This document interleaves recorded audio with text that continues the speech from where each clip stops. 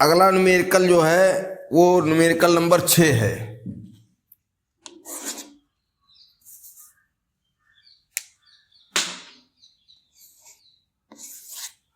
Numerical number 6 ये क्या कहता है? न्यूमेरिकल नंबर 6 कहता है वायु के सापेक्ष कांच का अपवर्तनांक 3/2 है, जल का अपवर्तनांक 4/3 है।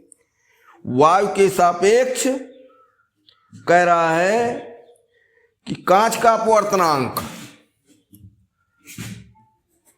AnG बराबर 3/2 और किसका अपवर्तनांक दे रहा है? जल का। तो जल का अपवर्तनांक है 4/3। AnW बराबर 4/3।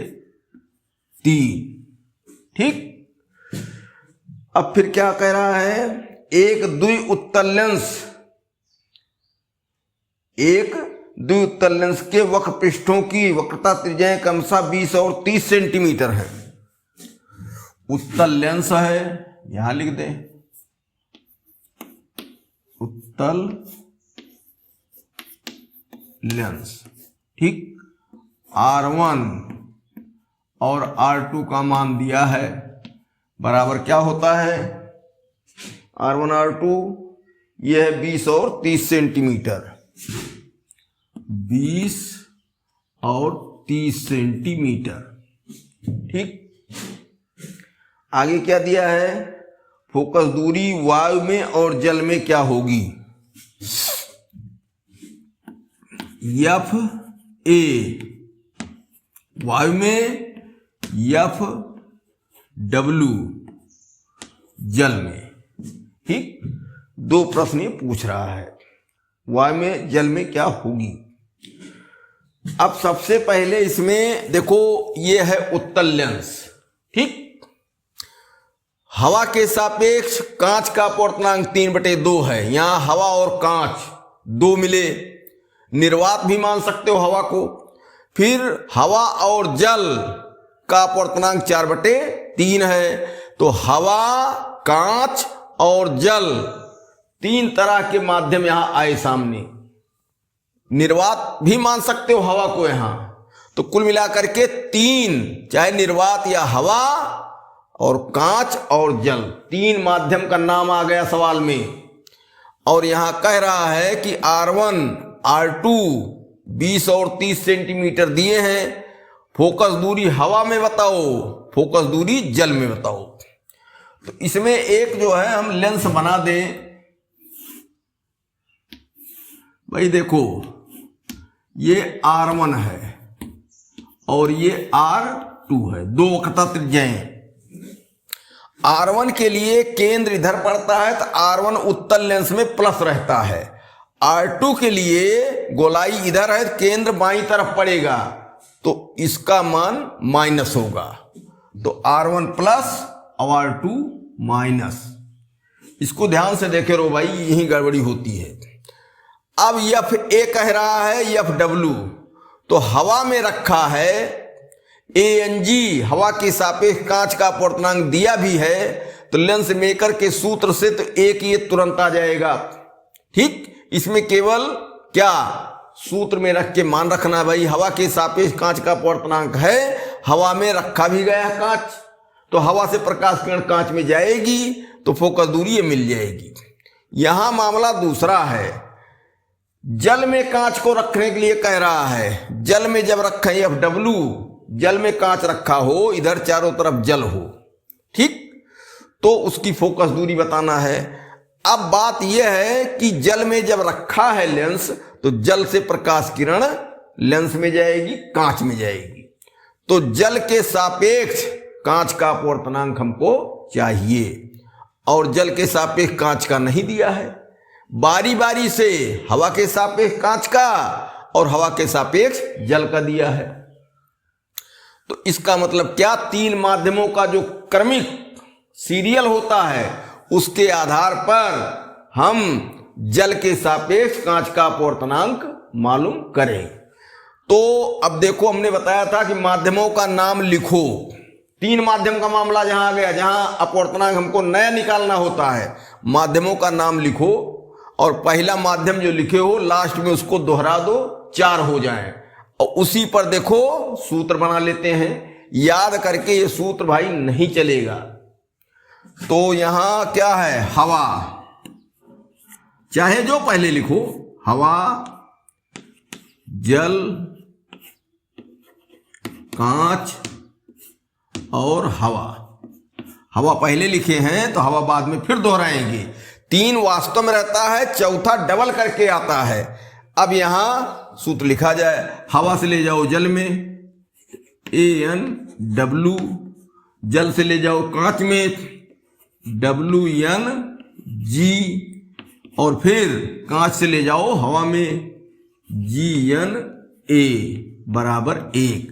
यही देख के देखो सूत्र बन रहा है, इसको समझ लो। अब इसमें मान रखें हम, तो मान रखें AnW 4/3 गुणे WnG, ये निकालना ही है जल के सापेक्ष कांच का, क्योंकि जल में रखेंगे लेंस को तो ये अज्ञात रहेगा, इसी का मान निकलेगा। फिर GnA कांच के सापेक्ष हवा का, और यहां दिया है हवा के सापेक्ष कांच का, तो जो दिया है उसका उल्टा सीरियल यहां हो रहा है, तो इसका मान भी उलट दें, 2/3 बराबर 1। पक्षांतर कर दो, 3 त्रिका 9 और 4 दूनाई 8। WnG बराबर 9/8। देखो, जल के सापेक्ष कांच का अपवर्तनांक जो है ये क्या हुआ, 9/8। जल की अपेक्षा कांच सघन है, तो सघन माध्यम में जब प्रकाश किरण जाती है तो अपवर्तनांक बड़ा होता है, 9/8। देखो ये बड़ा है भी। अब हमको ये भी मिल गया, दोनों खंडों की तैयारी हमारी हो गई। तो लेंस मेकर के सूत्र से 1/F बराबर n-1 और 1/R1 माइनस 1/R2। तो 1/FA बराबर हवा के सापेक्ष कांच का अपवर्तनांक साफ साफ दिया है, 3/2 माइनस 1। 1/R1, R1 कितना है 20, माइनस 1/-30 R2 है। इसी का सरलीकरण करना है, तो 1/F बराबर, यहां 3/2 में से 1 घटेगा, 3/2 मतलब 1.5, ये हो गया 0.5 या 1/2। यहां देखो क्या बनेगा, 1/20 डबल ऋण से प्लस 1/30। ठीक, फोकस दूरी धन है, धन यहां चल ही रहा है, उत्तल लेंस की फोकस दूरी धन है, तो हम धन यहां लिए हैं। अब इनमें जोड़ घटाव कर दो, लघुत्तम 30-20 का आएगा 60, 20 × 60 और 30 दूनाई 60। तो 1/F बराबर 0.5 गुणे 5/60। ठीक, 5 25, तो 2.5 F ही रहेगा भाई, ये हवा वाली चल रही है, तो FA बराबर 60। तो FA बराबर 60/2.5, और ये काट दोगे आएगा 24 सेंटीमीटर FA। ठीक, हवा में फोकस दूरी आ गई 24 सेंटीमीटर। अब इसमें FW के लिए हम लोग निकाल ही चुके हैं, WnG। अब जल में कांच रखा जाएगा, तो 1/FW बराबर क्या आया है, 9/8, 9/8 माइनस 1। और यहां का मान भाई देखो ये लगाया गया है, ये 5/60 आया है, यही प्रयोग कर लो, ये तो वही चलेगा 5/60। ठीक, अब यहां क्या हुआ, लघुत्तम यहां निकालेंगे तो 9 - 8/8 तो 1/8। ठीक, और ये गुणे 5/60। ठीक, 1/FW बराबर, तो बना क्या 5/8 गुणे 60, तिर्यक गुणा 5FW बराबर 8 गुणे 60। तो FW बराबर 8 गुणे 60/5, 5 से काट दो 12, और FW बराबर 12×8 96 सेंटीमीटर। इस तरीके से दोनों उत्तर आ गए। ठीक, धनात्मक फोकस दूरी उत्तल लेंस है तो रहबे करेगी। एक बात यहां और समझ लो, देखो न्यूमेरिकल में जल्दबाजी ना करो भाई, नहीं न्यूमेरिकल पहाड़ बन जाएंगे। इसमें जैसे हवा में रखा गया कांच पहले, तो हवा और कांच की सघनता में ज्यादा अंतर है, हवा ज्यादा विरल है, कांच ज्यादा सघन है। तो जब सघनता में ज्यादा अंतराल होता है तो फोकस दूरी कम आती है, और जब इसमें रखे जल में तो जल की सघनता लगभग जाकर के कांच के बराबर है, बराबर तो नहीं है लेकिन एकदम दोनों में बहुत कम अंतर है। और जब कम अंतर होता है तो फोकस दूरी क्या होती है, बढ़ जाती है। अभी बराबर कर दिया जाए तो फोकस दूरी अनंत नहीं हो जाती है। जिस माध्यम में रखे हो उतना सघन तुम्हारा लेंस हो तो फोकस दूरी अनंत हो जाती है। तो अगर अंतर कम रहेगा तो फोकस दूरी बढ़ के आएगी, अंतर ज्यादा रहेगा सघनता में तो फोकस दूरी कम आएगी। तो यहाँ सघनता में अंतर कम है जल और कांच में, फोकस दूरी देखो 24 सेंटीमीटर के बजाय 96 सेंटीमीटर आ गई। अब सवाल नंबर 7 में क्या कहता है, 3/2 अपवर्तनांक वाले कांच के उत्तल लेंस के प्रत्येक पृष्ठ की वक्रता त्रिज्या 10 सेंटीमीटर है। लेंस के दोनों ओर 4/3 अपवर्तनांक का माध्यम है। लेंस के प्रकाशीय केंद्र के बाईं ओर 20 सेंटीमीटर दूर रखी वस्तु के प्रतिबिंब की स्थिति ज्ञात कीजिए। सबसे पहले कहा है कि कांच का अपवर्तनांक वाला उत्तल लेंस, तो ये हो गया उत्तल लेंस, उत्तल लेंस। अपवर्तनांक कितना है 3/2, कुछ नहीं बोल रहा है, केवल कांच कह रहा है, इसका मतलब हवा के सापेक्ष, निर्वात के सापेक्ष। तो ANG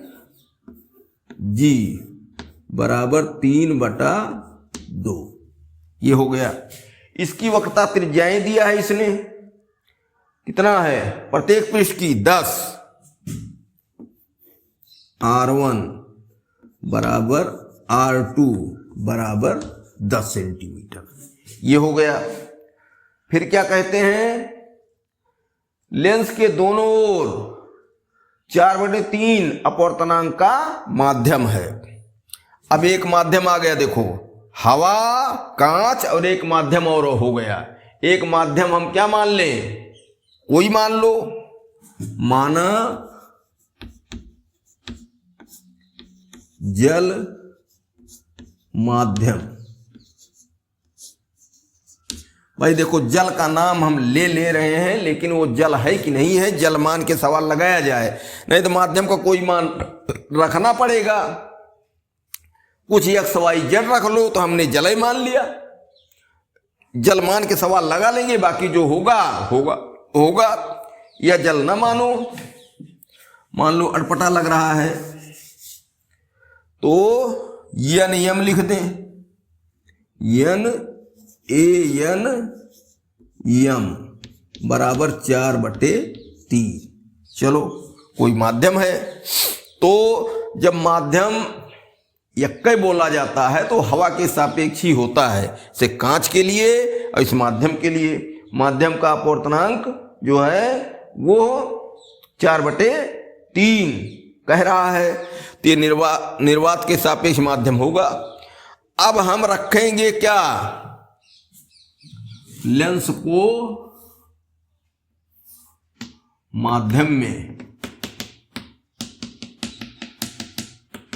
यम हो गया और ये जी हो गया, तो हमको क्या चाहिए, माध्यम के सापेक्ष कांच का अपवर्तनांक। फिर 3 माध्यम का मामला आके फंस गया, तो तीनों का नाम लिखो। इस बार हम चलो अलग लिख दे रहे हैं। माध्यम, कोई सीरियल मतलब नहीं, हवा, कांच, फिर पहले माध्यम लिखे हैं तो लास्ट में माध्यम। ठीक, ये हो गया।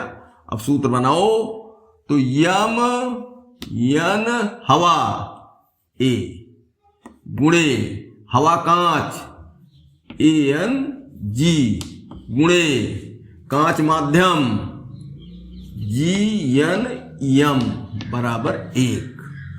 कुछ इसमें दिमाग लगाओ ही ना, बस ऐसे लिखने वाला काम करो। अब क्या मान रखा जाए, यम एन ए, इसका मतलब माध्यम के सापेक्ष हवा का अपवर्तनांक, और हवा के सापेक्ष माध्यम का अपवर्तनांक दिया है, तो इसका उल्टा है, चाह रहा है तो उल्टा कर दो। क्या, 4/3 है, 3/4। ठीक, गुणे ए एन जी, हवा के सापेक्ष कांच का, हवा के सापेक्ष कांच का देखो दिया है 3/2 गुणे जी एन एम, कांच के सापेक्ष माध्यम का ये आ रहा है, तो यही हमारा सवाल बन रहा है, जी एन एम बराबर 1। अब कहोगे कि हमको यम एन जी चाहिए, तो जी एन एम आ जाएगा, तो उल्टा करके यम एन जी ले लेंगे। ठीक, तो अब चलो, ये क्या हुआ, 4 दूना 8, 3 त्रिका 9, 8 ऊपर गया, जी एन यम बराबर 8/9, तो यम एन जी बराबर 9/8। ठीक, अब यहां देखो जी एन एम था 8/9, अपवर्तनांक 1 से छोटा आया था, तो कांच ज्यादा सघन है, माध्यम कम सघन है, तो उल्टा कर दिए, तो यम एन जी माध्यम के सापेक्ष कांच का अपवर्तनांक देखो 9/8 आ गया। अब ज्यादा कांच सघन है, अमूमन सवालों में कांच ही ज्यादा सघन होता है माध्यमों से, तो 9/8 1 से बड़ा आ गया। अब क्या पूछा है, फोकस दूरी पूछा होगा 7वां, तो फोकस दूरी नहीं पूछा है, वस्तु की स्थिति पूछा है, तो पहले फोकस दूरी हम निकालें। इसलिए 1/f यम बराबर क्या हुआ, 9/8, 9/8 -1, और 1/r1, अच्छा यहां दिया है 10 है, तो 10 -1/-10, r2 माइनस हो जाता तो प्लस हो गया। 1/f यम बराबर यह आएगा 1/8 गुणे ये माइनस में प्लस, तो 2/10 हो गया भाई। यहां चूंकि लघुत्तम लेना नहीं है, हर बराबर है, तो अब तिरछा गुणा, तो 2 1 के 2, तो 2f यम बराबर 10 8 80, तो एफ यम बराबर 40 सेंटीमीटर। उत्तल लेंस है, फोकस दूरी 40 सेंटीमीटर आ गई। कब, जब उस माध्यम में लेंस रखा गया है तब। अब अगले खंड के लिए एफ यम बराबर 40 हो गया, ठीक। और वस्तु कहां रखे हैं, वस्तु रखे हैं प्रकाशिक केंद्र से बाईं ओर 20 सेंटीमीटर दूरी पर। तो U है, U बराबर -20, u बराबर -20। ठीक, अब b का मान बताना है, b का मान बताना है। अब देखो ये तो गजब का इस मामला बना, सवाल चाहे लगाओ चाहे मुजमानी, देखो हम बता रहे हैं, लगाओगे तो भी वही आएगा। यहां देखो f और f और 2f और 2f, फोकस दूरी कितनी है उसकी 40, और वस्तु कहां रखी गई u 20, तो फोकस दूरी 40 है और 20 पर रखी गई, इसका मतलब फोकस और प्रकाशिक केंद्र यहां बीच में कहीं रखी गई वस्तु। ठीक, छठवीं स्थिति, लेंस में प्रतिबिंब बनने की छठवीं स्थिति हो रही है। अरे भाई फोकस दूरी 40 आई है यहां से यहां तक और 20 पर रख रहे हैं, तो F और C के अंदर यहां कहीं हुई वस्तु की नहीं हुई, छठवीं स्थिति। तो प्रतिबिंब क्या बनता है, प्रतिबिंब बाईं तरफ बन जाता, आभासी सीधा, आभासी सीधा। तो B का मान जो है वो फिर ऋणात्मक चलेगा। अब क्या 1/F m बराबर 1/B माइनस 1/U। ठीक, तो 1/40 बराबर 1/-B, B इधर आ रहा है, चिन्ह रखो भाई, इधर माइनस हो जाएगा, नहीं तो सब में उधर रहता है B तो प्लस रहता है, माइनस 1/ क्या U का मान -10, तो डबल माइनस क्या हो गया प्लस, तो 1/40 प्लस 10 हुआ, तो इधर ले आओ -1/10 बराबर -1/B। अब यहां लघुत्तम लो, 40 लघुत्तम आ गया, तो 1 - 10 चौक 40 4 बराबर -1/B, तो -3/40 बराबर -1/B। अब माइनस माइनस कट गया, 3B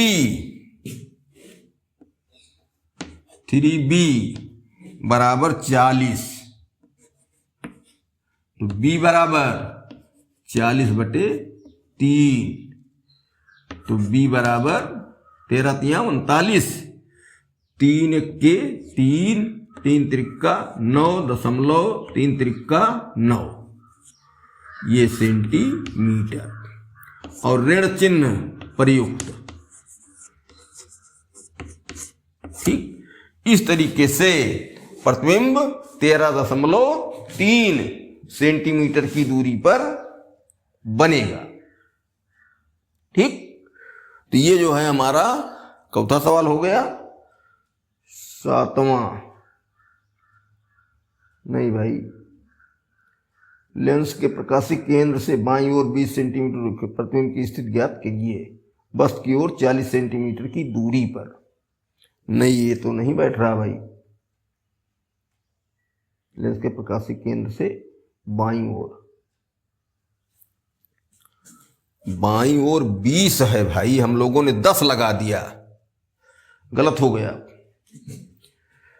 उसको 10 ले लिया भाई, कहां से 10 आ गया, यहीं से मिटाओ,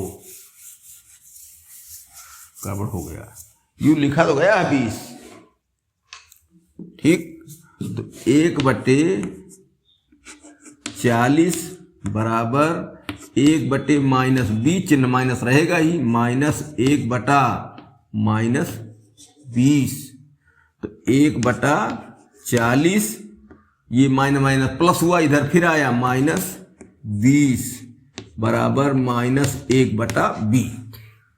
लघुत्तम इसका आ गया 40, तो 1 - 20 दूनाई 40, 2 बराबर -1/B। तो क्या आया -1/40 बराबर -1/B। माइनस खत्म हो गया, तो B बराबर 40 सेंटीमीटर। मीटर, अर्थात प्रतिबिंब 40 सेंटीमीटर की दूरी पर ऋण चिन्ह प्रयुक्त, इसका मतलब क्या, बाईं ओर। अब ऋण चिन्ह के नाते हम लोग बाईं ओर कर ही लिए थे, लेकिन यहां भी लिख दो। इस तरीके से 40 सेंटीमीटर दूरी पर प्रतिबिंब बनेगा। ठीक।